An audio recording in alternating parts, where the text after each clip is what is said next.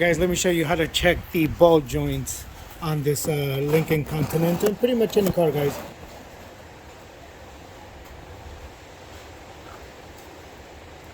Half-inch breaker bar, guys. Strong enough to do the job. Stick it underneath the tire, guys.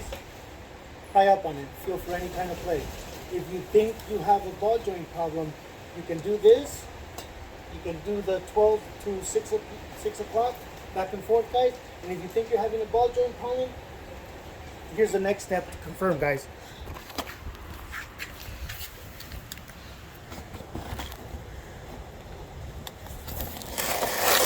Excuse my lighting, guys. Again, not quite there yet, guys.